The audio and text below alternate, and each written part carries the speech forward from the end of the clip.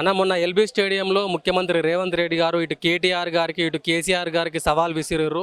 ఆ సవాల్ ప్రకారం కేటీఆర్ గారు ఈరోజు సోమాజిగూడ ప్రెస్ క్లబ్లో చర్చకు సిద్ధమై ముఖ్యమంత్రి గారికి సపరేట్ కుర్చీ చేసిండు. మరి వచ్చిండా ముఖ్యమంత్రి రేవంత్ రెడ్డి గారు కుర్చీలో కూర్చున్నాడా? చర్చించండి ఏమన్నా. ఏంటంటే మేము అశోక్ నగర్ నుంచి ఓ వందలాది మంది ఇక్కడికి వచ్చినాం. అధికార పక్షం ప్రతిపక్షం యొక్క వాదనలు విందాము. ఆ వాదనలో మన నిరుద్యోగుల యొక్క విషయాలను కూడా వీళ్ళు చర్చిస్తారు. అప్పుడు మేము పూర్తి ఆధారాలతో కూడా వచ్చినాం. మేము కూడా మాట్లాడదాం అనేటువంటి విషయంతో వస్తే ఈరోజు ప్రతిపక్షం వచ్చింది, కానీ అధికార పక్షం రేవంత్ రెడ్డితో పాటు రేవంత్ రెడ్డి యొక్క క్యాబినెట్ ఒక్కరు కూడా లేరు ఇక్కడ. అందరూ భయపడి ఢిల్లీకి పారిపోయారు అనేటువంటి చర్చలు అయితే జరుగుతూ ఉన్నది ఇక్కడ. సో నిరుద్యోగులకు ప్రతి సభలో మీరు ఏదైతే తప్పుడు మాటలు మాట్లాడుతూ ఉన్నారో 60,000 ఉద్యోగాలు మేము ఇచ్చినాం అనేటువంటిది. 60,000 ఉద్యోగాలు ఆయన ఎక్కడికంటే అక్కడికి వస్తే చెప్తాను అంటున్నాడు కదా. ఇది తప్పు అని నిరూపించడానికి మేము వచ్చినాం. ఇది మీరు వస్తామన్నారు కదా, మీరు తప్పు అన్ని ఆధారాలతో వచ్చినాం.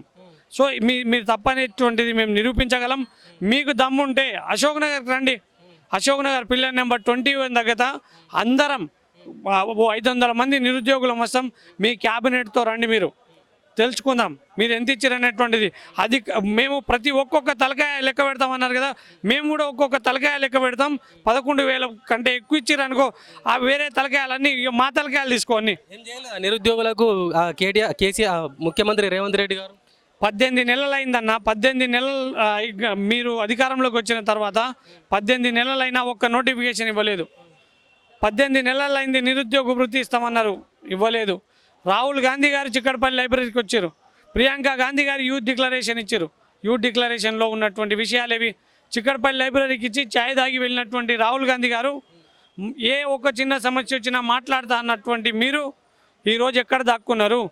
ఈ యొక్క తెలంగాణ నీళ్లు నిధులు నియామకాలు అనేటువంటి ట్యాగ్లైన్తో ఏర్పడింది కదా. నీళ్లు చంద్రబాబు నాయుడుకి ఇస్తూ ఉన్నాడు ఈ రేవంత్ రెడ్డి గారు. నిధులు ఈ యొక్క రాహుల్ గాంధీ అంటే గాంధీ ఫ్యామిలీకి ఇస్తూ ఉన్నాడు. అదే నియామకాలు ఉన్నటువంటి వారి తొత్తులకు ఇచ్చుకుంటా ఉన్నాడు. దీన్ని మేము చాలా తీవ్రంగా ఖండిస్తూ ఉన్నాం.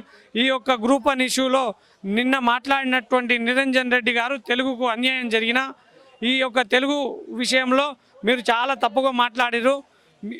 మీరు ఖచ్చితంగా తెలుగు గురించి తప్పుగా మాట్లాడారు కాబట్టి క్షమాపణలు కోరాలనేటువంటిది కూడా.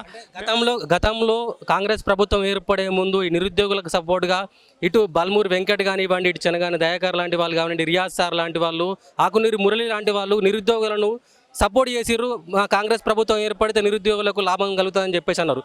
మరి నిజంగానే వాళ్ళు మీకు తోడొస్తున్నారా? మీరు చెప్పినటువంటి బల్మూరి వెంకట్ కావచ్చు, ఆకునూరి మురళి కావచ్చు, రియాజ్ గారు కావచ్చు, కోదండరామరెడ్డి సార్ కావచ్చు, వీళ్ళందరూ దొంగలు. నిజంగా చెప్పాలంటే మా మీద మీరు ఉద్యోగాలు సంపాదించుకున్నారు. మీరు మా యొక్క విషయాలు వీళ్ళు మాట్లాడడం కాదు.